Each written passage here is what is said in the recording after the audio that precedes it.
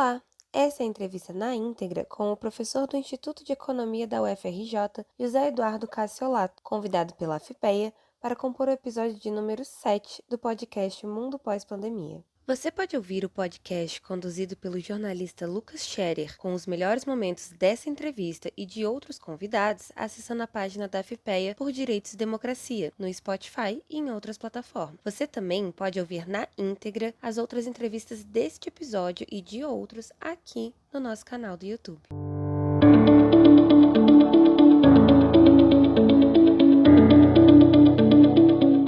Olá, seja muito bem-vindo, muito bem-vinda a mais uma edição da nossa série de entrevistas aqui para a AFPEA Mundo Pós-Pandemia, nossa série de podcasts, e agora a gente está falando sobre tecnologia, inovação, sistemas produtivos, e no bate-papo de agora a gente vai receber, já está na ponta da linha comigo aqui para essa conversa, o professor do Instituto de Economia da Universidade Federal do Rio de Janeiro, o professor José Eduardo Cassiolato, que gentilmente atendeu o nosso pedido para essa conversa. Professor, quero de antemão agradecer o senhor por atender a nossa solicitação para essa conversa aqui, para esse bate-papo. Seja muito bem-vindo. Obrigado, Lucas. É um prazer enorme meu. Eu que agradeço a gentileza do convite que vocês me fizeram.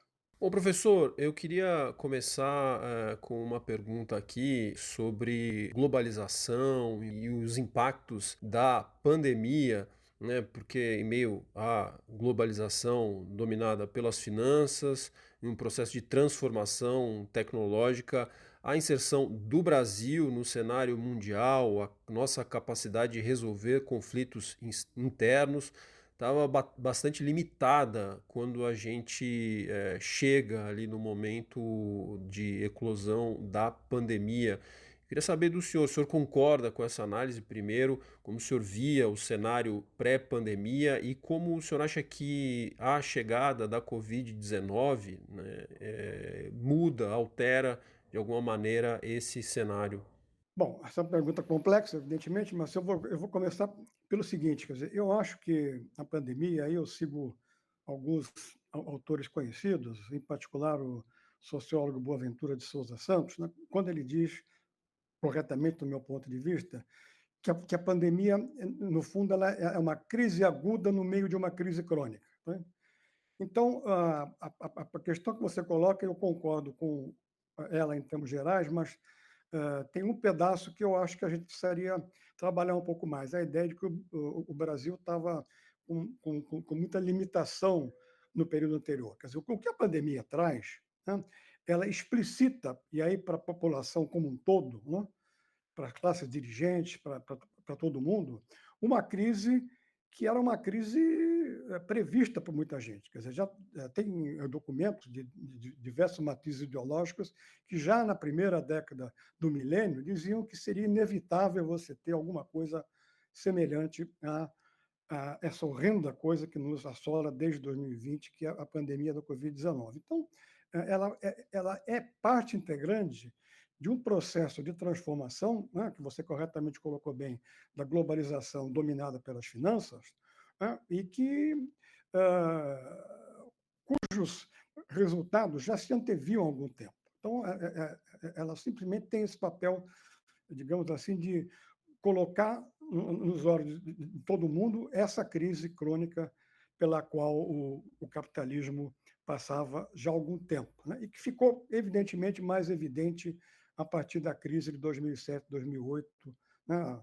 A crise que assola, no momento mais imediato, o centro do sistema capitalista mundial financeiro, que é Wall Street. Então, a partir de 2007, 2008, muita coisa ficou explicitada com relação à economia global, né? Então, acho que tem várias questões, não dá tempo da gente contar em detalhe, eu talvez levante dois ou três que são muito importantes. O primeiro é a explosão, o aumento brutal na desigualdade. Quer dizer, enquanto 0,001% da humanidade se torna cada vez mais escandalosamente rica, a grande maioria entra numa decadência do ponto de vista da sua participação no produto global, né, e um decréscimo na qualidade de vida que já era muito ruim para uma boa parte dessa população. Então, 2007 para frente, isso se explicita mais, quer dizer, a desigualdade aumenta, o enriquecimento desses parasitas aumenta de uma forma brutal, né? E é interessante que o Brasil, no primeiro momento, ele se coloca muito bem com relação a esse, a essas questões que a gente está colocando, né? Os mais antigos lembram que logo depois da crise de 2007, 2008, o Brasil foi um país que melhor saiu no curto prazo dela, por uma série de razões e medidas basicamente tomadas no âmbito do BNDES na época. Então, não dá para discutir em detalhe, né? Então, o que significou isso? Que de 2004, 2005 até 2014, né, diferentemente de quase totalidade dos outros países, a gente teve uma melhora na distribuição de renda, né? Foi pequena, foi, mas ela se contrapôs a um aumento brutal, né, um aumento na desigualdade em praticamente todos os países ocidentais, né? Então a gente olhou, foi capaz de colocar no mercado interno brasileiro milhões de compatriotas nossos que estavam na linha de pobreza e, portanto, tínhamos uma classe média em ascensão a explorar do ponto de vista econômico e particularmente tecnológico, que não soubemos fazer. Então, a gente tinha algumas condições boas até o surgimento da pandemia, que vieram pelas políticas sociais e que não foram, infelizmente, aproveitadas do ponto de vista industrial, do ponto de vista produtivo e do ponto de vista científico-tecnológico, né? Então, houve esse descompasso, avanço brutal na área social e algumas coisas muito mal acertadas do ponto de vista produtivo e do ponto de vista da inovação, né? Então, isso nos leva a outros problemas que a gente percebia que já ficaram claros desde então, era a necessidade enorme de uma transformação na estrutura produtiva global, que alguns países como a China fizeram, no sentido de olhar melhor a questão da sustentabilidade social e ambiental. E o Brasil tinha e tem condições ímpares de ser um dos líderes nessa, nessa seara, tendo em vista o fato de que a gente tem todas as condições boas para eu não gosto do termo, mas ele é o mais facilmente utilizado, né? Para termos uma economia verde, né? Uma economia verde socialmente inclusiva também. A gente não foi capaz de aproveitar isso. A gente fez uma política, infelizmente, de inovação, para dar o tema central aqui, que, como a grande maioria dos países capitalistas, ela foi simplesmente uma cópia do que organismos tipo Banco Mundial, CDE, ofereciam e que tiveram insucesso em praticamente todo o globo, né?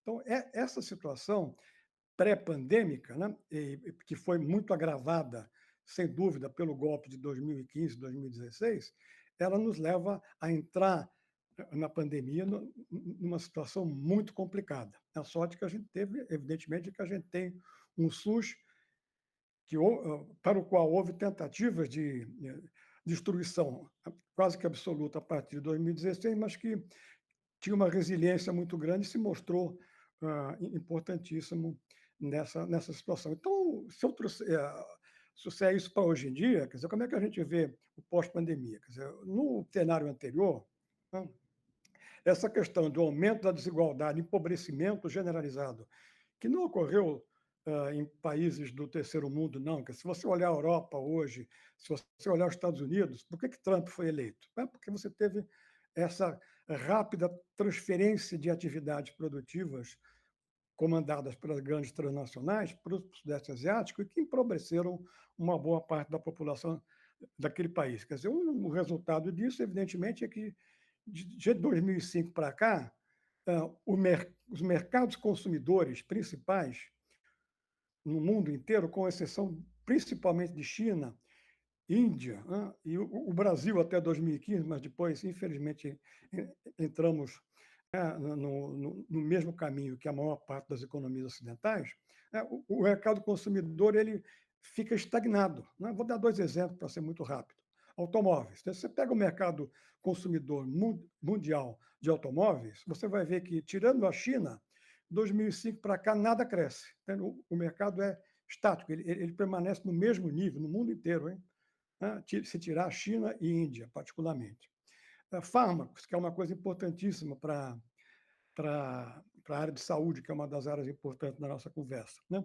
Se você tira o mercado consumidor chinês, que explode a partir de 2007, 2008, né? O mercado de fármacos mundial ele permanece estático. Né? Então, isso tem várias derivativas dessa constatação. Né?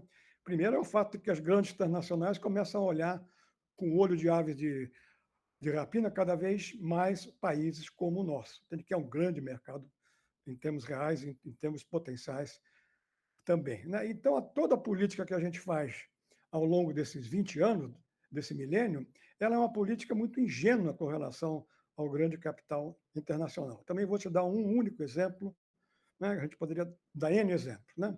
Tivemos, né, se diz que a gente teve uma política de inovação muito explícita a partir de meados dos anos 2000. Então, isso é muito parcialmente verdadeiro. A gente teve uma ótima política científica, até 2013, 2014, aumentamos muito a capacitação da nossa infraestrutura científica, mas a política de inovação ela foi muito modesta, né? Com exceção da área de saúde.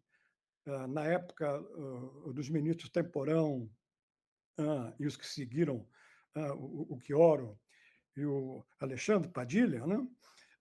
Que teve uma política de inovação muito boa na área de saúde. No resto, a gente copiou manuais da OCDE e elas foram absolutamente infrutíferas. Né? Eu vou dar esse exemplo que eu vou te dar, que é o seguinte: acho que foi 2013, mais ou menos, né? Um dos órgãos principais do Ministério da Ciência e Tecnologia, a FINEP, repassou para uma grande transnacional na área automobilística uma quantia considerável para que ela aumentasse os seus investimentos em inovação do Brasil. Né? Duas coisas que aconteceram. Um mês depois, essa mesma subsidiária foi no Banco Central Brasileiro e fez um empréstimo para a sua matriz, que é simplesmente uma transferência de recursos, né?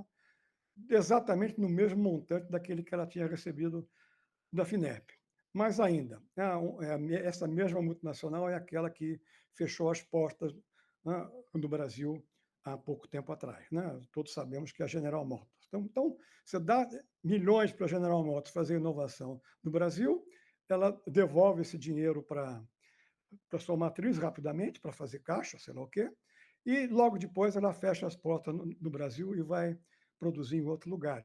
Quer dizer, então, foram feitos alguns equívocos que a gente tem que levantar, tem que pensar. Bom, aí vem a segunda parte da sua questão, que é o que a pandemia traz, né, e como é que a gente deve pensar um pouco para frente do ponto de vista de política industrial, de política tecnológica. Então, ela explicita, né, como eu estava dizendo, problemas antigos. Né?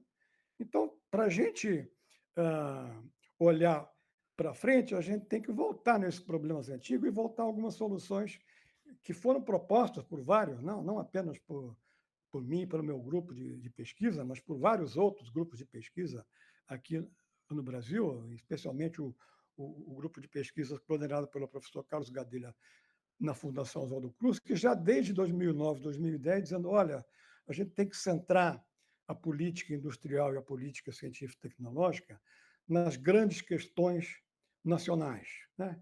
Que são quais? Né? Que exatamente são essas de uma infraestrutura urbana absolutamente patética que a gente tem nas grandes cidades brasileiras, né? Problemas de locomoção urbana, as questões de saúde, de educação e outros bens públicos essenciais que têm uma capacidade enorme de gerar condições de produção, gerando emprego dentro do nosso país. Né? E temos que pensar também, evidentemente, nessa questão da sustentabilidade ambiental. Essas coisas se casam. Entende?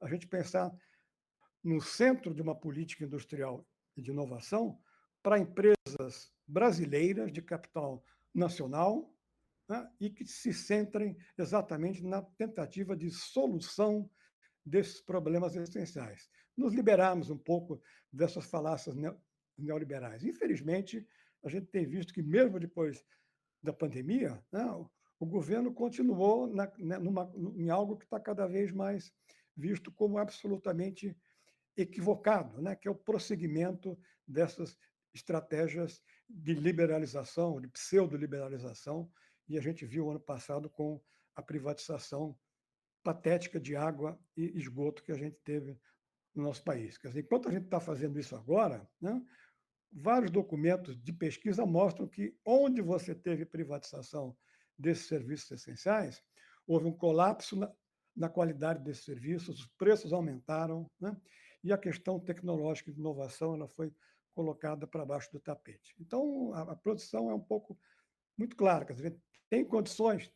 Temos uma excelente ainda infraestrutura de ciência e tecnologia, né, que é de liderança mundial em algumas áreas, que nos ajudou muito a enfrentar a pandemia, mas que quase que está sendo sucateada pelas políticas neoliberais que estão em vigor. Então, a agenda para frente é olhar os problemas essenciais.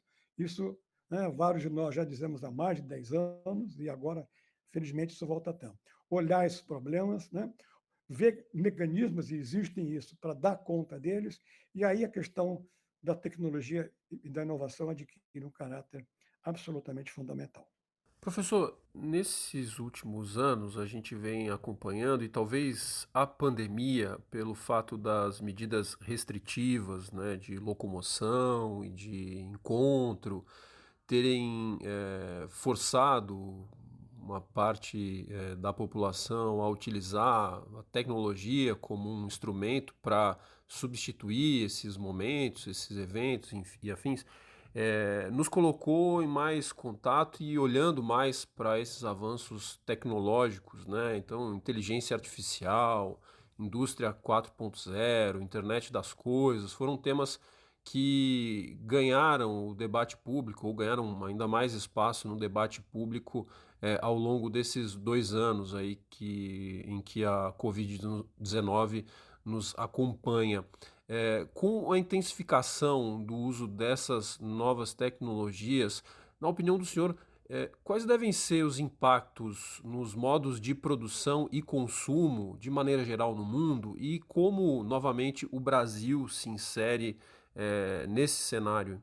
Bom, também outra excelente questão, né, de complexa discussão, mas vamos por partes. Quer dizer, eu não gosto do termo indústria 4.0, mas ele se popularizou, então vamos usá-lo, né, para falar de uma coisa que eu acho que é mais palpável. Quer dizer, você tem, de fato, uma aceleração na utilização de informação nos processos de desenvolvimento tecnológico e nas inovações. Então, o que está acontecendo já vinha ocorrendo, pelo menos em alguns países, já há algum tempo, mas que sem dúvida se acelera a partir da pandemia, né, é essa transição para uma maior utilização de dados informacionais no desenvolvimento tecnológico e nas inovações, o que abre uma gama de oportunidades, né, enorme para toda a economia e a sociedade. Quer dizer, infelizmente, como a gente, há muito tempo atrás, praticamente abdicou de ter uma capacitação industrial nessas atividades, né? Quer dizer, o que a gente faz nas atividades de informática, telecomunicações, é praticamente montagem, se é que fazemos isso de alguma forma, particularmente nas unidades produtivas que a gente tem em Manaus. De resto, a gente entrou de peito aberto nessa globalização e passamos a importar quase que tudo. Então, o aumento no uso foi absoluto, né? Mas a gente está usando isso, né, tanto do ponto de vista de hardware, né, os computadores, os smartphones que a gente utiliza, quanto do ponto de vista do software, né, nos sistemas que integram esses gadgets, né, a gente está entrando com tecnologias que são desenvolvidas em outros países. Tá? Então, a gente usa os Facebooks, a gente usa outras coisas desse tipo, que são todas de propriedade, e as informações fluem todas para fora. Né? Isso nos traz de volta questões que no Brasil se debatem desde os anos 80, tá? Que são no sentido da gente ter um mínimo de autonomia necessária para dar conta de uma forma mais autônoma a essas transformações tecnológicas e essas possibilidades trazidas pelas novas tecnologias, né? Então, o nosso dilema continua sendo o mesmo. Quer dizer, ou a gente continua como sendo um bom consumidor, né? Bom no sentido de que a gente paga direitinho, os recursos vão todos para fora, as informações dos brasileiros vão todas para fora, as informações sobre a saúde dos brasileiros vão todas para fora e ficam em algum site, né? Em alguma nuvem que está em cima de algum país aí fora, né? Ou a gente tenta mudar esse quadro e trazer para dentro, né, do país as possibilidades tanto de produção quanto de um consumo mais inteligente. Por que eu falo consumo mais inteligente? Porque se a gente ficar consumindo todo produto e toda a informação que vem de fora, a gente vai ser um usuário passivo. Tá? A gente não vai poder, provavelmente, ter todos os benefícios que possam advir das possibilidades trazidas pela inteligência artificial, pela, ah, pelas outras formas de desenvolvimento e uso das tecnologias da chamada indústria 4.0. Né? Mas a pandemia nos revelou, dentro do Brasil também, mas em outras partes do mundo, muitas das possibilidades que a chamada indústria 4.0 e as tecnologias que elas utilizam, né, possam ser realizadas de uma forma muito positiva. Então, 2, 3 meses depois do início da pandemia, já tinha, dentro da minha universidade aqui, desenvolvimentos tecnológicos, inclusive com hardware, né? Novos ventiladores, que lembra que estavam faltando ventiladores, que o mundo inteiro ficou dependendo deles, que tinham sido desenvolvidos dentro da própria universidade para atender problemas específicos da nossa saúde, no caso. A pandemia demonstrou, apesar de que foi muito pouco divulgado pela grande mídia, mas ela demonstrou cabalmente que você desenvolver tecnologia dentro do Brasil, né? A gente pode pegar os países que tiveram mais sucesso, né? Não os mais desenvolvidos, mais sucesso no combate, né? Pega o caso do Vietnã, por exemplo, né? Desenvolveram também esse tipo de tecnologia num prazo muito curto, né? Vários outros casos que não dá tempo, não vale a pena a gente discutir. Então, demonstrou-se essa possibilidade, que a gente pode desenvolver essas tecnologias internamente, né? O problema que a gente tem é na passagem desse conhecimento que é muito gerado na infraestrutura da ciência e tecnologia para o sistema produtivo. Por quê? Várias razões, mas a principais é que o nosso sistema produtivo, como vários outros, ele também é capturado pela lógica, né, financeira. Então, quando aparece um desenvolvimento desse tipo, rapidamente vem um grupo financeiro, muitas vezes global, que adquire esse conhecimento e vai colocar subjugado às suas estratégias globais. Então, a gente teria que ter uma política muito boa de realmente transformar essa capacitação e esse conhecimento, que, volto a dizer, existe para essas coisas que a gente está discutindo, como eu disse também, né, para toda essa área de economia verde, etc., como, de fato, fazer com que esse conhecimento seja produtivamente utilizado dentro da economia da sociedade brasileira. Então, várias formas podem ser pensadas para isso, né? E várias formas como as políticas governamentais deveriam ser imaginadas para dar conta disso, desde você tentar colocar nas iniciativas que saem da nossa infraestrutura, né, uma participação acionária pública, tipo Golden Share, que pudesse impedir digamos assim, sucateamento precoce delas pela ação do capital financeiro predador, né, como outras formas que vários países têm utilizado, como, por exemplo, vamos pegar o caso chinês, quer dizer, as universidades chinesas, né, os institutos de pesquisa chinesas, eles têm dentro da sua institucionalidade interna, né, braços armados produtivos, quer dizer, eles são também investidores na produção. Quer dizer, uma boa parte das que se tornaram grandes empresas chinesas, elas tiveram origem na universidade, não só isso, mas também, até hoje, as universidades chinesas são acionistas, né, desses grandes empreendimentos de base tecnológica. Enfim, a gente tem que usar a política industrial e política de inovação, de fato, para fazer com que esses conhecimentos que são gerados na nossa infraestrutura de ciência e tecnologia eles possam se transformar em unidades produtivas brasileiras, nacionais, gerando produtos e serviços para nossas sociedades, em vez de rapidamente, como já tem acontecido inúmeras vezes, centenas de vezes, eu diria, nos últimos 20 anos, elas serem simplesmente transferidas para uma propriedade estrangeira que vai simplesmente sucateá-la ou esquecer de que a tecnologia é muito importante.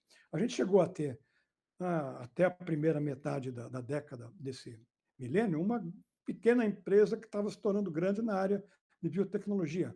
Ela chamava-se Biobras. Tá? Era uma possibilidade muito grande que a gente tinha em biotecnologia avançada. Ela foi adquirida no começo do milênio por uma das grandes transnacionais dinamarquesa chamada Novo Industry e simplesmente desapareceu. Né? Quer dizer, essa empresa foi a que recebeu mais recursos financeiros da FINEP 20 anos antes de ser vendida para uma multinacional e ser sucateada. Então, o contribuinte brasileiro pagou 20 anos de desenvolvimento tecnológico dessa empresa, ela foi vendida, os donos ficaram multimilionários e os conhecimentos tecnológicos se perderam. É um exemplo entre N que a gente poderia dar.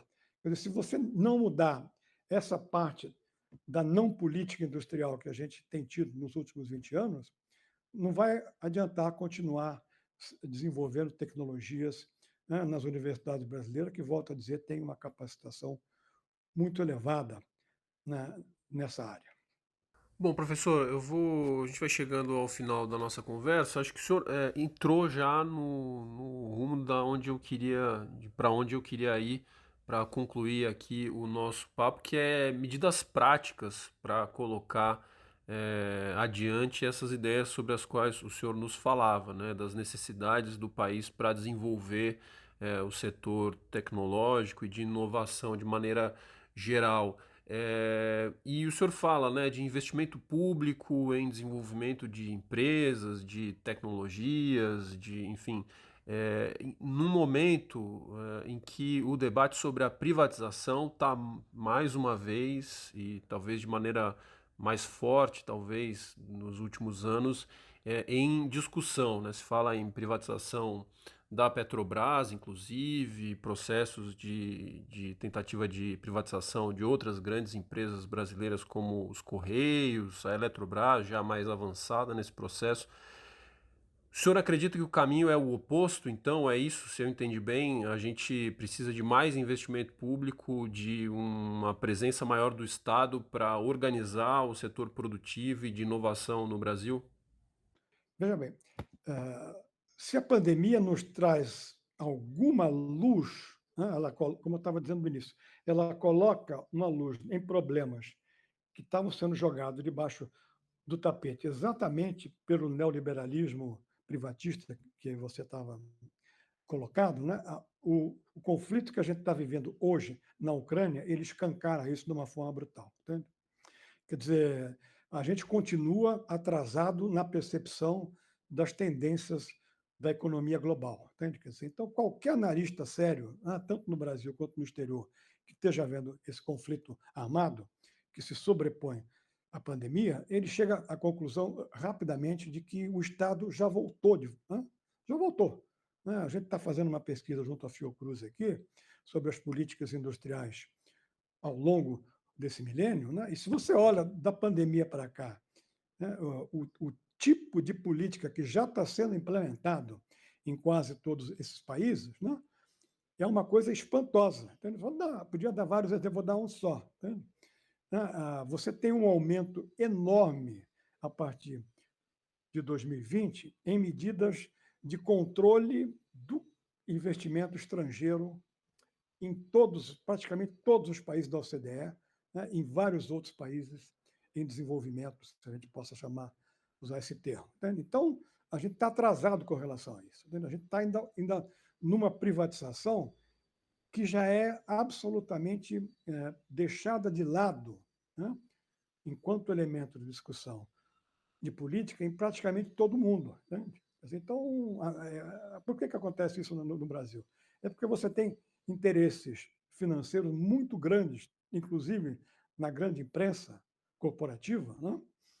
E na manutenção desse sonho de uma noite de verão que está levando o mundo à catástrofe. Quer dizer, você jogar para os braços do capital especulativo, né, essas atividades que são essenciais, e o único objetivo que esse capital especulativo tem é a maximização de lucro de curto prazo. Né?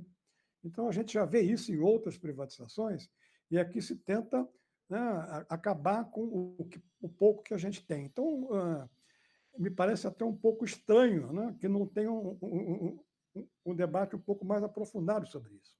Né? Quer dizer, essas privatizações que estão sendo pensadas aqui é porque, né, esse capital especulativo está ávido de buscar novas formas de apropriação de recursos públicos. O que a gente está vendo em outras situações, né, é exatamente o oposto. Né? É, tendo em vista a falência absoluta desse modelo neoliberal, né, calcado nas privatizações, ele ser substituído por medidas de intervenção do Estado maior. É verdade que mesmo, pegando o caso de países europeus, né, quer dizer, você vê um debate, um embate muito grande entre o aumento da intervenção do Estado e a resistência do status quo. Isso é verdadeiro. Né?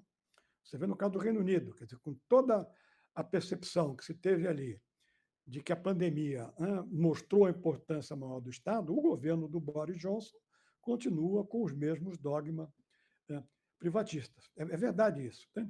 Mas, sem dúvida, o que o conflito armado traz de volta é que isso vai ser rapidamente superado nessas economias avançadas, se é que se vai ter algum futuro um pouco mais benigno. Então, a gente aqui tem que colocar muito essa questão de que, se você não tiver uma volta, que já é preconizada e já é objeto de ação em vários lugares no mundo, de um Estado que é cunhado, né, hoje em dia como sendo um Estado empreendedor, quer dizer, um Estado entrando na dinâmica da produção, né, de formas diferenciadas, né, com tipos diferenciados de mecanismo para viabilizar isso, a gente vai cada vez mais nos afundar nesse pântano em que a economia e a sociedade global se meteram com essa assodada globalização dominada pelas finanças. Entende? E aí a gente vai chegar a um impasse civilizatório. Né? A gente vai chegar a um impasse que pode levar a humanidade à sua catástrofe absoluta. Né? A pandemia é um sinal forte com relação a isso. A intervenção que a gente vê hoje na Ucrânia é outro sinal fortíssimo de esgotamento desse modelo, né, em que o Ocidente, altamente ideologizado, né, com a globalização dominada pelas finanças, ele vai mostrando a sua decadência passo a passo. Né? Então, o que acontece hoje é a contrapartida de uma percepção clara que a gente tem de que a China, por exemplo, já tem o domínio tecnológico assegurado numa série de atividades, inclusive na área sanitária, na área de saúde, farmacêutica, equipamentos médicos hospitalares, o que quer que a gente possa imaginar. Não tem tempo da gente entrar em detalhes sobre isso, mas é a percepção que eu tenho. Então, a gente tem que pensar grande com relação a isso. Com relação a medidas específicas, né, a gente tem que olhar o que está sendo feito em outros países também. Entende? Então, a gente passou de, veja bem, de 2007 para cá, a gente tem uma boa base de dados sobre as medidas de intervenção dos diferentes países no domínio da importação e da exportação. Então, se você olha em detalhe esse dado, a gente tem olhado aqui, né? Alemanha, Estados Unidos, França, Itália, Inglaterra, né, e China têm utilizado mecanismos de proteção, né, às suas empresas de uma forma quase que absoluta, né, de 2007 para cá, aumentando ano a ano e com a pandemia aumentando mais ainda. Uma tentativa de defender, os seus espaços nacionais. Né? Por outro lado, você olha o Brasil, ele está na contramão. né? A gente acabou de terminar um trabalho na área de fármacos e equipamentos médicos hospitalares. O Brasil, né, não foi o país, todos os outros países que eu estava citando, eles aumentaram o protecionismo nas suas indústrias, todos. Né? O Brasil foi o mais liberal de todos, né, a partir de 2009, 10, e de uma forma mais assodada a partir de 2015, 16. Somos o país que mais liberalizou a importação de fármacos e de equipamentos médicos hospitalares. A gente vê isso, o resultado na explosão, né, do déficit que a gente tem, déficit comercial, na balança comercial dessas atividades. Então, a gente está andando na contramão, né, do que poderia ser soluções um pouco mais virtuosas para a nossa realidade. Então, a gente tem que encarar isso de frente. É difícil? É. Por quê? Porque a correlação de forças internas, né, as nossas elites estão muito, digamos, penduradas, né, nessa financiarização, né, e o peso que a Faria Lima tem nas decisões de políticas e nos lobbies que são feitos, não, é muito elevado. Quer dizer, como dar conta disso é muito complicado. Não é trivial e eu não tenho nenhuma solução de mágica. Exige mobilização, exige articulação, exige propostas, né, que devam, sem dúvida, incluir de forma muito mais, né, abrangente o pouco que restou do capital nacional que está mais preocupado em produzir do que em ganhar dividendos e maximizar o seu lucro de curto prazo com as ações na Bolsa, quer seja o Bovespa, quer seja a Bolsa de Nova York. Tá? Que hoje em dia uma boa parte do nosso capital produtivo, né, ele é produtivo no nome, mas ele é financeiro nas suas estratégias e na sua dependência do que ocorre no Bovespa e em Wall Street. Então, tem espaço e talvez a gente precisasse de um outro podcast para entrar em detalhes sobre o que poderia ser feito. É verdade. Então, guardemos essa outra parte para um próximo momento e, por enquanto, vou encerrando por aqui. Quero agradecer o professor do Instituto de Economia da Universidade Federal do Rio de Janeiro, o professor José Eduardo Cassiolato, que gentilmente nos cedeu parte do seu tempo para essa conversa aqui, muito interessante. Professor, muitíssimo obrigado, viu, pela conversa e até uma próxima, então. Lucas, eu que agradeço a gentileza do convite e o debate contigo. Foi um prazer enorme. Estamos à disposição. Tá? Um grande abraço a você e aos amigos do IPR também. Os amigos do IPR também. Os amigos do IPR também. Os amigos do IPR também. Os amigos do IPR.